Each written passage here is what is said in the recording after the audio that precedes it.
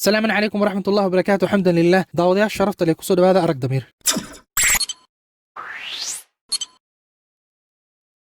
socota ayaa soo martay ceelkii lagu tuuray Yuusuf iyagoo doonay biyo inay helaan wadaanta ay ku tuureen ceelka Yuusufna wuu qabsaday markuu soo baxay ayaa midkii wadaantooda yiri bishaaradayda waa wiil way qarsadeen waxayna ku darsadeen badeecadii wateen ilaahayna uu jeeda waxa ay sameynayaan deedna waxay soo aadeen dhanka Masar suuqa adoonsiga ayaa waxay ku iibsadeen Yuusuf qiimo jaban iyagoon ogeyn qisada iyo qiimaha Yuusuf ayay ku iibsadeen dhowr dirham tirsan maysan rabin wasiir ka tirsan boqortooyada Masar ayaa iibsaday Yuusuf wuxuuna keenay guriga wuxuuna ku yiri xaaskiisa barbaari oo wanaaji yarkan waxa laga yaabaa inuu wax noo toro ama aan ka dhigano wiilkanaga sidaas ayaa ilaahay ku siiyay Yuusuf meel uu ku barbaaro oo wax ku barto intuu ku sugnaa guriga wasiirka ayaa ilaahay ugu nimceeyay xigmad iyo fasir iyo cilmi ay u dheertahay nolol wanaag guri wasiir ilaa uu weynaado Yuusuf kana noqdo wiil dhalinyaro qurux badan oo ku dhawaad ah 30 jir xaaska wasiirka uu kala dardaarmay xaaskiisa inay wanaajiso Yuusuf kalana soo qayb qaadato barbaarinta Yuusuf tan iyo markuu ahaa ku dhawaad 15 jir ilaa ku dhawaad 30 jir ayaa ka heshay wiilka ay soo korisay ee Yuusuf maalmaha kamid ayay ka faa'iideysatay maqnaashada seeygeeda waxayna xirxirtay albaabiyada iyadoo doonaysa inay kufsato Yuusuf waxayna ku tiri kaalay Yuusuf ayaa ku yiri ilaahay ayaan ka magan galay wasiirka si wanaagsan ayuu ii soo koriyay mana qiyaanayo ma liibaanaan dadka gardarada badan kadib wuxuu isku dayay inay xoog ku qasabto wayna damacday xumaanta hadduu ilaahay tusleen Yuusuf markaas baaqdignin isagana uu damci lahaa sida dadka oo kale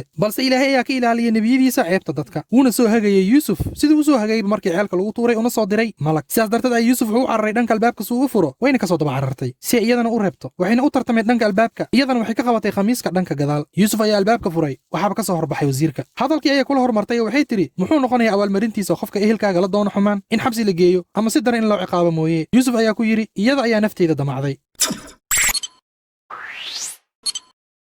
mid ka tirsan qasriga madaxtooyada ayaa soo jeediyay tala cadaalad ah wuxuuna yiri hadduu khamiiskiisa ka go'an yahay xagga hore run ayay sheegtay asagana waa beenaale balse khamiiskiisa hadduu ka go'an yahay xagga dambe been ayay sheegtay asagana waa runlow marka la baaray khamiiskii ayaa laga helay inuu ka go'an yahay xagga dambe wasiirkii ayaa yiri tani waa mid ka mid ah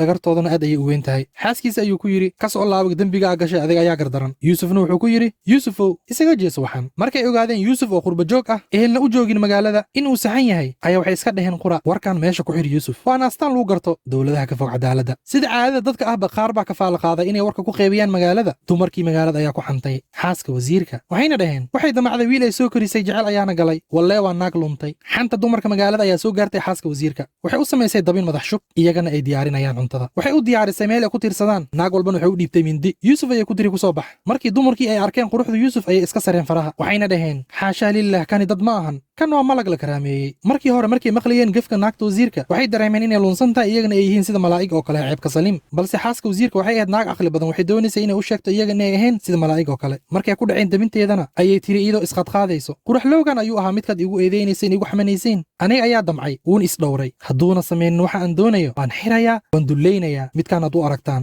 malag la karaameeyey Yuusuf ayaa ka murugooday hanjawaada xun ee ka soo yeertay xaaska wasiirka ilaahay ayuu ugu dacwooday wuxuuna yiri rabbiyow jeelka ayaan ka jeclahay waxay igu yeerayaan haddaadan iga ilaalino iga leexin dhankooda waxaan ka mid noqonayaa wax magaratada ilaahay ayaa ka aqbalay ducadii nabi Yuusuf iyagoo iska indhataraya cadaalad ayay go'aansaday inay Yuusuf u taxaabiyaan xabsiga kadib markay ogaadeen inuu asiga saxan yahay wayna xireen laba wiil oo dhalinyaraha ayaa xabsiga la galeen Yuusuf way ka soo agdhabaadeen waxay dareemeen inuu akhyaar yahay midkood ayaa yiri waxaan hurdada ku arkay anigoo qasaya cabitaan kan kalena wuxuu yiri anna waxaan ku riyooday iyadoo madax iga saaran tahay rooti shimbirna ay cunayso ee noo fasir riyadeena waxaan ku aragnaa qof akhyaar ah oo wanaagsan dadkana waa sidaas qofkay arkaan inuu degan yahay oo edeb leeyahay waxay u arkaan inuu sheekh yahay mararka qaar way la helaan marna way gafaan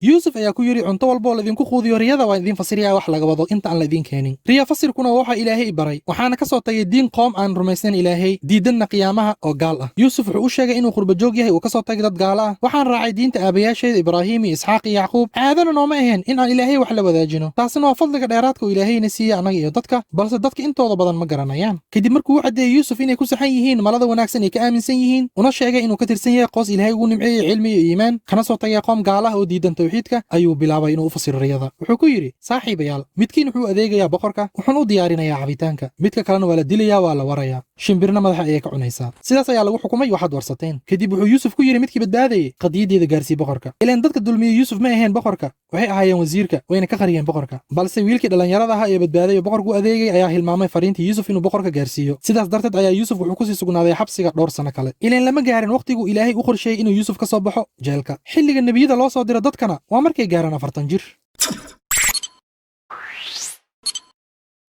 sannado kadib ayaa boqorka ku riyooday 7 sac oo cayilan ay cunayaan 7 caata ah, 7 sabuul oo cagaar ah iyo 7 engegan. wuxuuna ku yidhi dadkii u dhawaa ii fasira riyada haddaad wax ka taqaanaan riyo fasirka. waxay ku dhaheen tani waa qarow, annagana ma naqaano sida loo fasiro qarowyada. kadib wiilkii dhallinyarada ayaa soo xasuustay yuusuf ay isku soo barteen xabsiga una soo fasira riyo. wuxuuna codsaday in la ogolaado inuu riyada fasirkeeda keeno. way direen. wuxuu u tagay yuusuf wuxuuna ku yidhi saaxiib yuusufow, waxaad noo fasirtaa 7 sac oo cayilan ay cunayaan 7 caata ah, 7 sabuul oo cagaaran iyo 7 engegan. waxaa laga yaabaa inaan ku noqdo dadkii oo u sheego fasirka riyada. yuusuf kuma uusan xirin shuruud saaxiibkiisa in laga saaro xabsiga, ilaan wuxuu doonayay inuu dadka wax u taro abaalmarin la'aan marka hore. tan labaadna wuxuu doonayay qadiyadiisa in loo koryeelo cadaalad, boqorka ogaado inay jiraan dad xabsiga ugu jiro si gardara ah. sidaas darteed ayuu yuusuf saaxiibkiisa ugu sheegay riyada si toos ah. wuxuuna ku yidhi waxaad beeranaysaan oo tacbanaysaan 7 sano israacsan, waxaad goosataanna ku reeba sabuulka in yar aad cunaysaan mooye. deedna waxaa imaan doona 7 sano abaara oo cunaya waxaad soo hormarsateen in yar aad keedsatiin mooye. kadib ayaa imaanaya sanad aaran ah oo dadka loo gargaaro ay barwaaqsadaan. wiilkii ayaa ku laabtay boqorka wuxuuna u sheegay fasirka riyada. qofka riyada fasira inuu ku jiro xabsiga ayuu gaarsiiyey. boqorkii ayaa yidhi ii keena riya fasiraha. wuxuuna u diray yuusuf ergey gaar ah. ergeygii ayaa u yimid yuusuf wuxuu u sheegay boqorka inuu doonayo inuu la kulmo. yuusuf ayaa ku yidhi ergeygii boqorka ku laabo mudanahaada waxaadna weydiisaa maxay ahayd danta dumarkii iska sarayey faraha, rabbigaygu og yahay dhagartooda. qadiyaddii yuusuf ayaa gaartay boqorka. boqorkiina wuxuu bilaabay inuu baaritaan sameeyo. ma dhihin miyuu diiday amarkayga, balse wuxuu bilaabay inuu baaro. wuxuu u yeeray dumarka magaalada iyo xaaska wasiirka. wuxuuna weydiiyey maxaad ka doonayseen yuusuf.